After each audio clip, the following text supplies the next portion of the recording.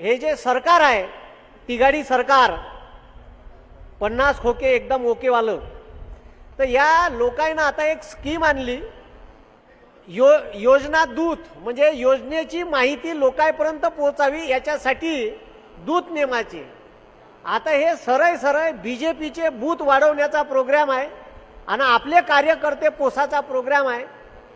आणि अशा स्कीमा राबवून कार्यकर्त्याला कसं पोचता येईल आणि सरकारचे आपण दिलेले टॅक्सचे पैसे पुरे पाण्यात खर्च करण्याचं काम हे सरकार आपले करून राहिलं.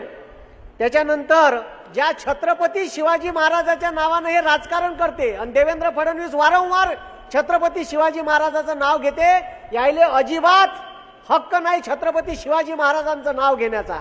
कारण हे पहिले निष्ठावंत मावळे नाही.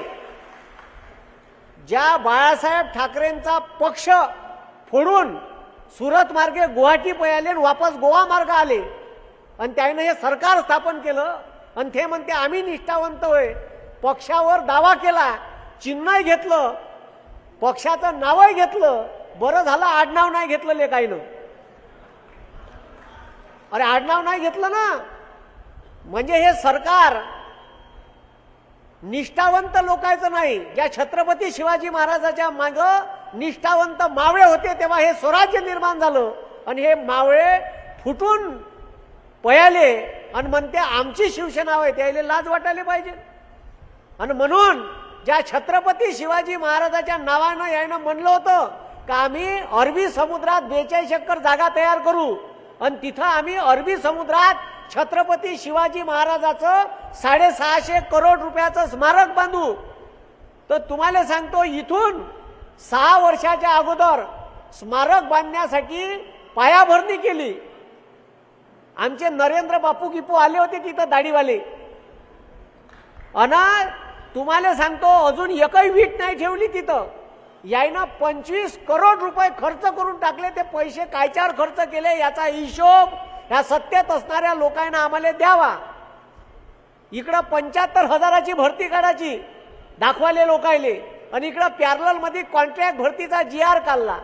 म्हणजे आपले पोरं क्लास 2च्या नोकरीवरच लागले नाही पाहिजे असं हे सरकार प्लॅनिंग केलं. यायनं महाराष्ट्र शासनाच्या 238 वेगवेगळ्या गव्हर्नमेंट नोकरीत, त्याच्यात पोलीस भरती आले, तहसीलदार आले, नायब तहसीलदार आले, BDO SDO यासारख्या पोस्ट, क्लास 2च्या पोस्ट यायनं कॉन्ट्रॅक्ट भरतीच्या आधारे सगळ्या भराचं ठरवलं होतं आणि त्याचे कॉन्ट्रॅक्ट 10 लोकांना द्यायचं ठरवलं. त्याच्यातले 5 लोक बीजेपीचे होते. त्याच्या विरोधात म्या वर्धेत आंदोलन केलं, महाराष्ट्रभर आंदोलन पेटलं. तेव्हा कुठं ह्या सरकारनं तो GR मागं घेतला. पण तरी तो GR मागं घेतल्यावर पुन्हा आता यायनं महाराष्ट्रात 20,000 लोक कॉन्ट्रॅक्ट भरतीनं भराची प्रोसेस चालू केली आहे. हे कोणालाच माहिती नाही. चालू केली आहे. ज्या माणसाचा पगार 1.25 लाख आहे त्याला 20-25 हजार रुपयात हे गुंडाळून राहिले आणि हे आपल्या गोरगरिबाचं मरण आहे. ऐन तुरीचे भाव वाढले तर तुरीची डाळ इजी करून आयात करते दाढीवाला. बोलावली तर बोलावली तुरीची डाळ. तुरीची डाळ बोलावल्याच्या नंतर तुरीचे भाव 4,000वर आले. तर नाफेडनं तुरीच्या मग आता आपल्या तुरी हमी भावात गेल्या पाहिजे यासाठी नाफेड खरेदी करते. ह्या नाफेडनं काय केलं, ह्या नाफेडनं सरळ देवेंद्र फडणवीसनं हात वरत केले आणि म्हणते का आमच्यापाशी तुरी भरासाठी बारदाना नाही आणि सिमेंटच्या रोडवर टाकाले ट्रकनं बारदाना येते कुठून मग? हा प्रश्न आहे. म्हणून सध्या महाराष्ट्रातले पोट्टे बेरोजगार राहिले पाहिजे याच्यासाठी महाराष्ट्र सरकार केंद्र सरकारच्या हस्तगी लागून पुरे कंपन्या गुजरातमध्ये नेत आहे. मग वेदांता फॉक्सकॉन 1,76,000 करोड रुपयाचा प्लॅन्ट होता तो गुजरातले नेला. महानंदा डेअरी नेली.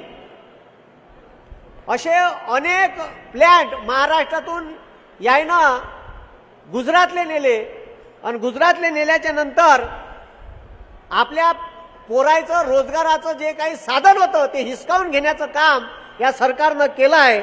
म्हणून तुम्हाला जर भविष्यात वाटत असेल तर आपल्या पोरायले रोजगार भेटले पाहिजे. राष्ट्रवादी काँग्रेसमध्ये आबा पाटील गृहमंत्री होते तेव्हा दरवर्षी 5,000-6,000 रेग्युलर पोलीस भरती निघत होत्या.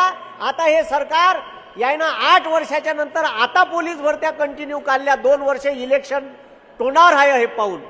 म्हणून जर तुम्हाला भविष्यात आपल्याला जर भविष्यात सरकार आणायचं आहे तर एकजुटीनं लढा लागन आणि कोणत्याही ठीक आहे महाविकास आघाडीचा उमेदवार भेटला तर आपल्याला इथं तयारी करा लागन आणि जास्तीत जास्त उमेदवार महाविकास आघाडीचे आणि आपल्या पक्षाचे राष्ट्रवादी काँग्रेसचे आले पाहिजे. याच्यासाठी आपण प्रयत्न करू. मी सकाळी तुमच्या इथं कार्यक्रमासाठी निघालो. मला आज शेवटला दिवस आहे समारोपाचा, ठीक आहे, आणि माझे बरेच कार्यक्रम होते म्हणून मग येणं झालं नाही. पण मी त्याच्याबद्दल दिलगिरी व्यक्त करतो. आणि अमोलदादा कोल्हे यांनी जे हे यशस्वी आयोजन शिवसंकल्प यात्रेचं केलं त्याच्याबद्दल त्यांना शुभेच्छा देतो. दुसरा टप्पा कदाचित आमच्या विदर्भात आहे तेव्हा मी ठीक आहे दादांच्या पूर्णवेळ अमोलदादांच्या सोबत राहील. आणि आमचे आधारस्तंभ पक्षाचे अध्यक्ष जयंत पाटील साहेब यांचे बी आभार मानतो की ते एवढ्या व्यस्त कार्यक्रमातून या यात्रेला सोबत साथ देत आहे आणि सर्व लोकांसोबत संपर्क करत आहे. आणि आपण बदललो पाहिजे, महाराष्ट्रात बदल झाला पाहिजे यासाठी अहोरात्र कार्यकर्ते झटतच आहे, सोबत पक्षाचे नेतेही ठीक आहे झटत आहे. मी सगळ्यांना शुभेच्छा देतो आणि थांबतो. धन्यवाद.